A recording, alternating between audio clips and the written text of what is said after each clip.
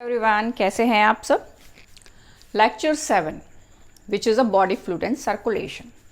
हमने last lecture में discuss किया था कि हम लिम्फ के बारे में पढ़ेंगे। लिम्फ एक शॉर्ट फॉर्म में बोले तो लिम्फ है क्या भैया। लिम्फ एक ऐसा बंदा है जिसके पास आरबीसी नहीं है, प्लेटलेट्स भी नहीं है और ना ही कोई मैक्रो प्रोटीन है। तो लिम्फ का मतलब है ब्लड में से आप क्या करो, ब्लड को निकाल दो,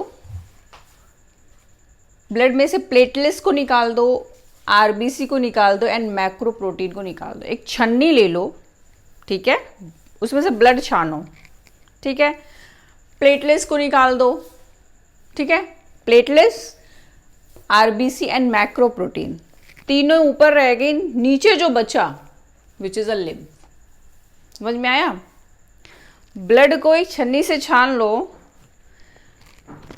platelets, RBC and macro protein तीनों छन्नी के ऊपर रह गए, नीचे जो निकल गया विच इज अ लिम्फ। ठीक है, लेकिन बहुत इंपॉर्टेंट है, ये नहीं सोचना कि सब निकल गया तो इंपॉर्टेंट नहीं है।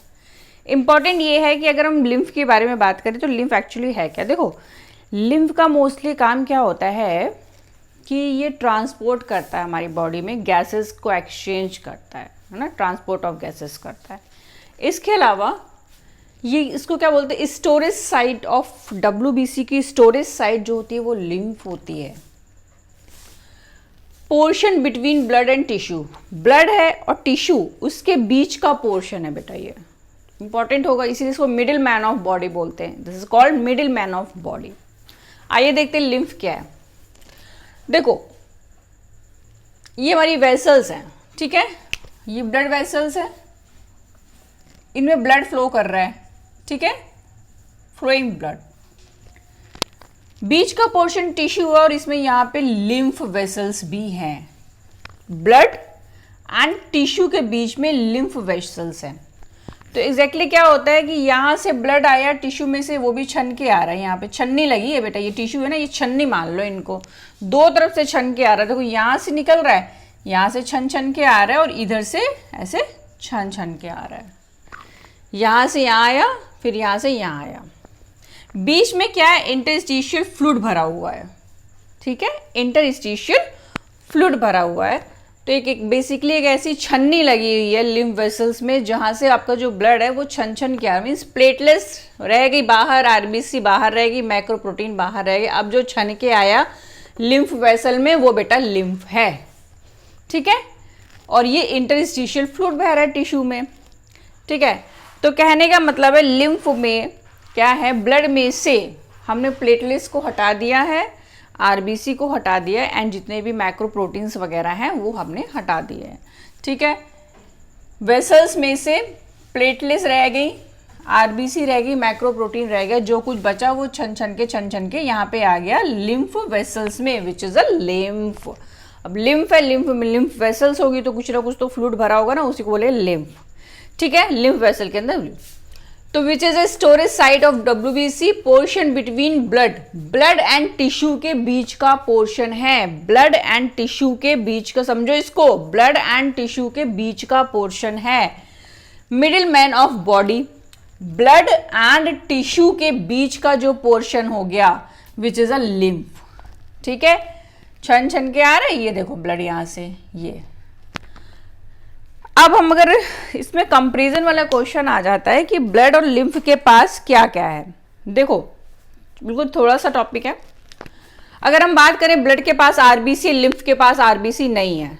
कलर की बात करें, ब्लड के पास रेड कलर है, लिम्फ इज ए कलरलेस, ठीक है। प्रोटीन की बात करें तो उसके पास 7% प्रोटीन है और इसके पास प्रोटीन जो है वो माइक्रो प्रोटीन है, वो भी एल्ब्यूमिन, जो कि टोटल प्रोटीन का क्या है 4% है। प्लेटलेट्स जो है बेटा वो प्रेजेंट होती हैं इसमें ब्लड में और इसमें एब्सेंट होती हैं। अब इंपॉर्टेंट चीज, अगर ड्यूरेशन ऑफ क्लॉटिंग फैक्टर की बात करें, हम कहें किसी के ब्लड में से अगर हमने ये सारी चीजें छान ली हैं तो फिर उसमें क्लॉटिंग कैसे होगी भाई, ठीक है। तो ब्लड में ड्यूरेशन ऑफ क्लॉटिंग शॉर्ट होती, मीन्स इंजरी हुई तुरंत क्लॉटिंग होना शुरू हो जाता है, बाहर आया ब्लड, क्लॉटिंग फैक्टर मैकेनिज्म जो है एक्टिवेट हो जाती है।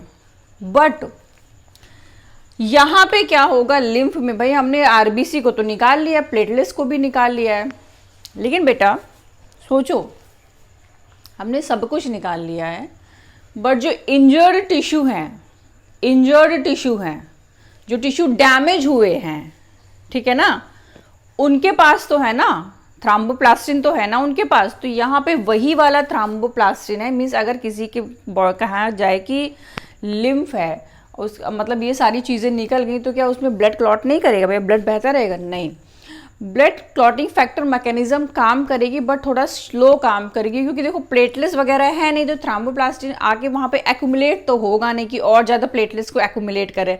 एक्चुअली क्या होगा, ये जो इसके पास जो इंजर्ड टिश्यू इसके होंगे ना, उनके पास जो थोड़ा थोड़ा सा थ्रोम्बोप्लास्टिन होगा, उसको उसी से काम चलाना पड़ेगा। तो यहाँ पे जो क्लॉटिंग फैक्टर मैकेनिज्म है वो होगी, बट थोड़ा सा स्लो काम करेगी। ठीक है, फिर से देखते हैं लिम्फ। क्वेश्चन आ जाएगा क्या है कि क्या है lymph? Storage site of WBC को स्टोरेज, जब WBC की स्टोरेज साइट है, एक्चुअली यहाँ पे WBC जो है ना स्टोर होती है। ठीक है, second is portion between blood and tissue, blood and tissue के बीच का पोर्शन है विच इज अ लिम्फ।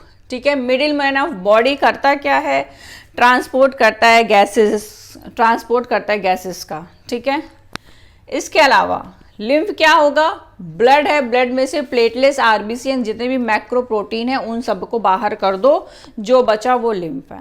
ठीक है, कंपेरिजन आ जाता है कि क्या प्रेजेंट है क्या नहीं, ब्लड के पास आरबीसी होती, लिम्फ के पास एब्सेंट है। ब्लड का कलर रेड है भैया, आरबीसी है इसलिए इसके पास कलर रेड है, इसका कलर लेस है। WBC इसमें ब्लड में लेस होंगी, यहाँ पे मोर होंगी। प्रोटीन 7% है, माइक्रो प्रोटीन है जो कि एल्बुमिन है विच इज अ 4%। प्लेटलेट्स यहाँ पे प्रेजेंट है एंड यहाँ पे प्लेटलेट्स जो है वो आपकी एब्सेंट होती है। ड्यूरेशन ऑफ क्लॉटिंग शॉर्ट होगी, इंजरी होगी भैया, प्लेटलेट्स है तो बहुत जल्दी कहीं पे इंजरी हुई तुरंत जिसने क्लॉटिंग फैक्टर मैकेनिज्म एक्टिवेट हो जाएगी। यहाँ पे थोड़ा सा ड्यूरेशन जो है वो स्लो होगी, means clotting factor mechanism active तो होगी बट वो थोड़ा सा लॉन्ग ड्यूरेशन में चली जाएगी, काम तो करेगी बट स्लो काम करेगी। क्यों? क्योंकि भाई इसके पास प्लेटलेट्स नहीं है, इसके पास जो अपने इंजर्ड टिश्यू हैं उसी का जो थ्रोम्बोप्लास्टिन है उसी से इसको अपना काम चलाना है।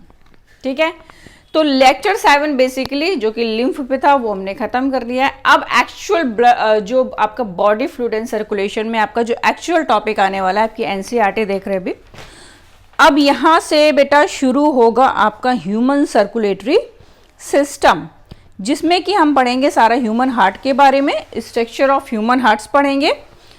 देन हम इसमें जो भी आपके वॉल्व्स वगैरह होते हैं, वॉल्व ऑफ हार्ट की पोजीशन पढ़ेंगे एंड कहाँ ये प्रेजेंट होते हैं, इनकी पोजीशन क्या है, ये बहुत इंपॉर्टेंट चैप्टर है आपका। And now conduction of heart beat. अभी ये चैप्टर थोड़ा आई थिंक लग रहा है मुझे 5 to 6 लेक्चर इस चैप्टर में लग जाएंगे।